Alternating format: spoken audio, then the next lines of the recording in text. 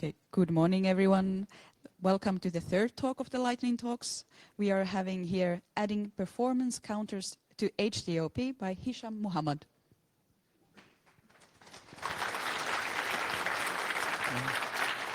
Thank you. Good morning. So we're going to talk about performance counters in htop. Little introduction about me. I am Hisham. I'm the original author of htop, a project that started way back in 2004. I'm also a lead developer of LuaRocks, the package manager for Lua, and the co-founder of Global Linux, which is the craziest distribution you never heard of. At work, I am a developer at Kong, pretty cool open source API gateway that's also written in Lua. Check it out. So, short introduction to htop. Well, it's an interactive process manager. The original goal when I started out writing it was just like the original top back in the day in the early 2000s. It annoyed me. I wanted to try to make a better top, quote unquote, and by this all I originally meant was to be able to scroll. Well, nowadays the voice versions of top have improved a lot since.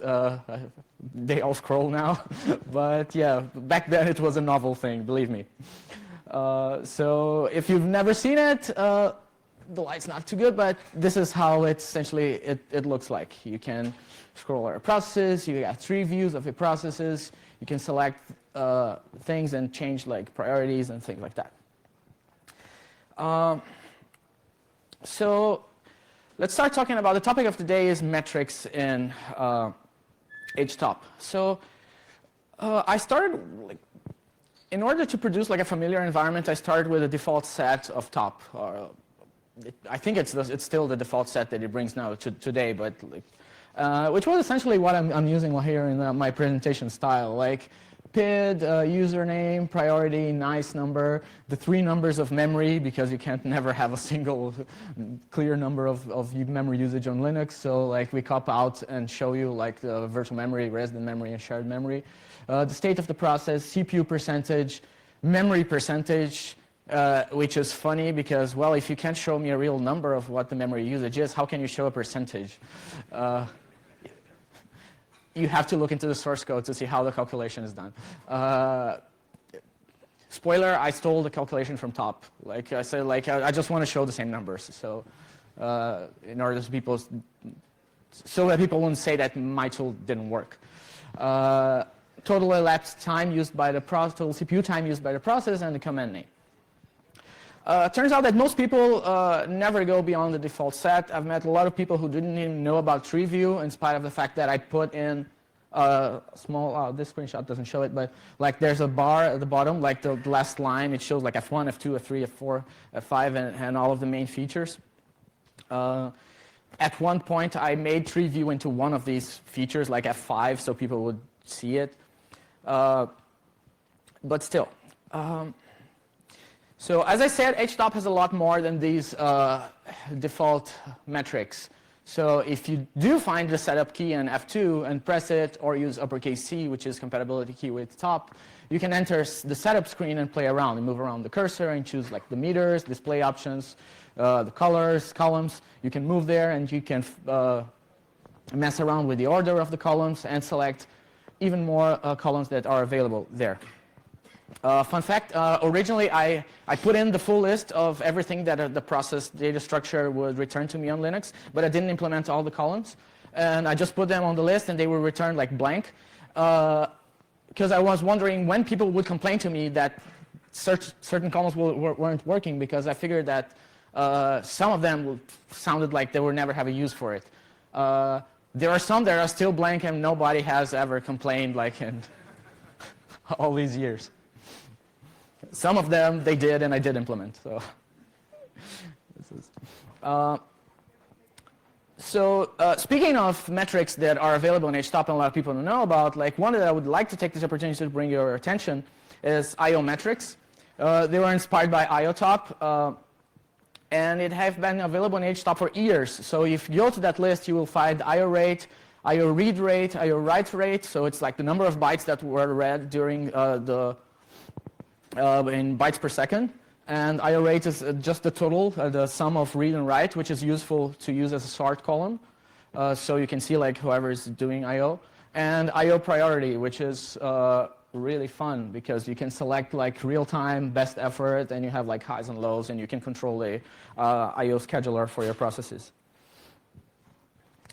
So those are already available, and but even then, I will always see like people using like htop and IOtop side by side, and which is nice, but the functionality was basically already there. Just like with top, I was like inspired with whatever they did, and I tried to bring it over to increase the functionality. So, and moving on to new metrics, which are the topic here. Recent addition to htop are the delay accounting metrics. This was actually a suggestion originally by Brendan Gregg, the performance guy at Netflix, who's done like some really amazing work with flame graphs and introduced a lot of performance concepts to a lot of people. He showed up in the htop issues list and posted an issue with like a feature suggestion, like why didn't you guys add delay accounting? And then another user, André Carvalho, he decided to pick up the task, and he implemented those three metrics, which are like percentage of CPU delay, I/O delay, and swap delay. What does that mean? Percent CPU delay is the percentage of time that your process is ready, but it's in the ready queue of the scheduler waiting to run. I/O delay is percentage of time it's spent waiting for I/O devices to return its requests, and swap delay is the percentage of time that it's spent waiting for swap memory pages to be swapped in. Quick note for distro maintainers, to enable those options with like -- enable delay account, you require libnl for netlink support. And to learn more like in detail about delay accounting, I really recommend Andre's blog post about it. So inspired by adding new metrics, like I got inspired to work some more on htop again, and consider adding some more metrics because I've been starting using perf recently. And perf is a tool for Linux that makes use of hardware performance counters, which are a tool that modern processors have. So those allow for really low overhead performance metrics, in which like the CPU will count certain events for you, like cache events and behaviors, other behaviors like branch prediction and things like that. So the CPU exposes that functionality. That functionality is managed by the Linux kernel, and it's available in user space. And the main way you can get to those nowadays, well, until today, would be via tools like perf tools, which again a lot of people don't know about. Essentially, to use performance counters as a programmer, essentially what you have to do is you perform a syscall to request a counter. So the syscall will return you a file descriptor, which we will periodically read, and you'll get the numbers. But when dealing with that, you have to be aware that file descriptors and performance counters are limited resources. So if you want to start opening like file descriptor for every process in your system, the htop process might run out of file descriptors, unless you like configure it as so. And same thing for performance counters. Like if you have multiple instances of htop running, some of them might fail to acquire the file descriptors for the performance counters. So, but this implementation is based on TipTop by Evan Rojo and Antoine Nodon from Arial. They have a great academic paper describing hardware performance counters in detail. And again, I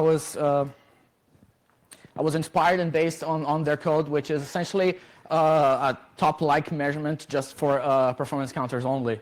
So yay for free software and being able to build upon the work of others. So what were the performance counters that are coming up in htop? First one is IPC, instructions per cycle, which because of the nature of superscalar CPUs, usually you can, since you have like multiple pipelines, you are allowed to have like multiple instructions running at the same time.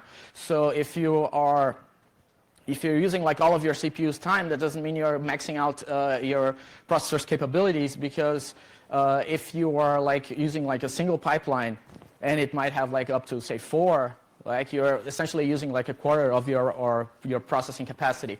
So besides using only CPU percentage, it's important to know what's the IPC that you are getting.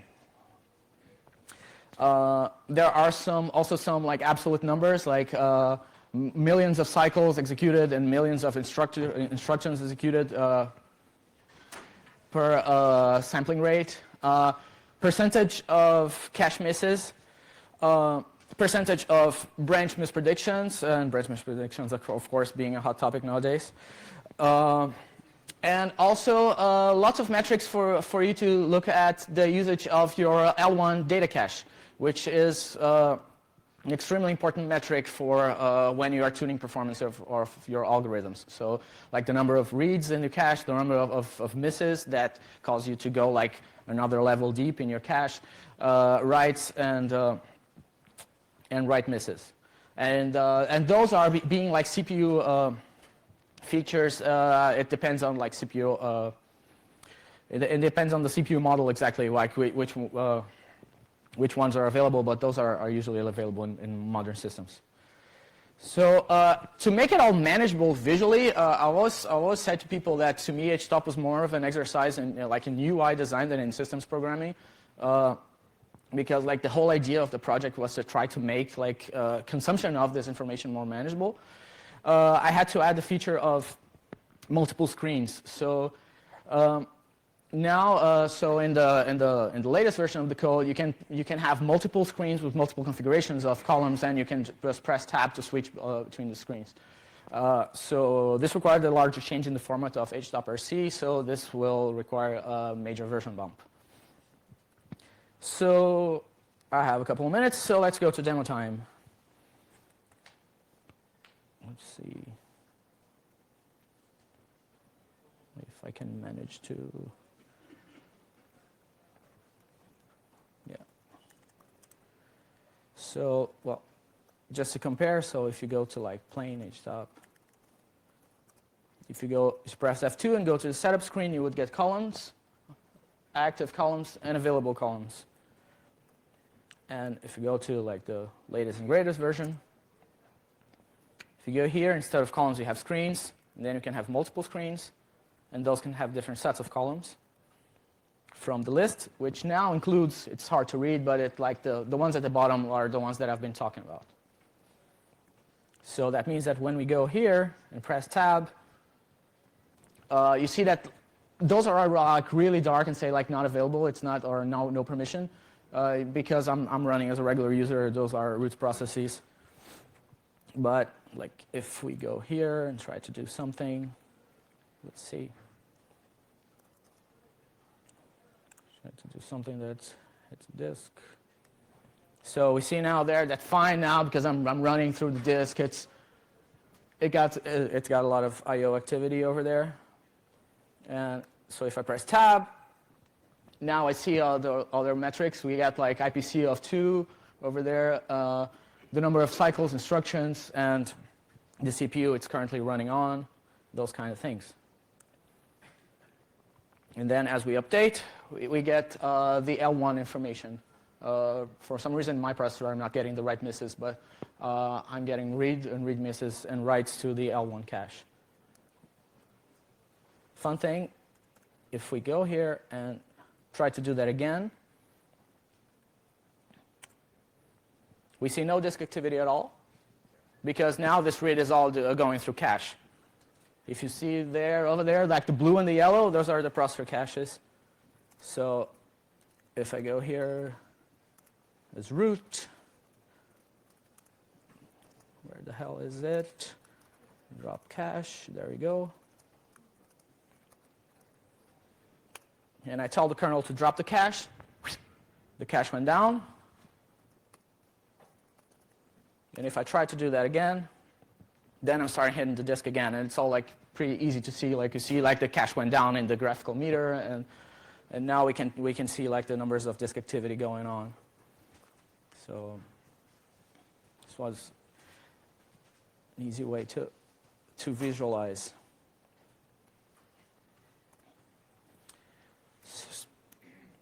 Oh, those are the screenshots in case the demo didn't work because of like the adapter, the VGA adapter.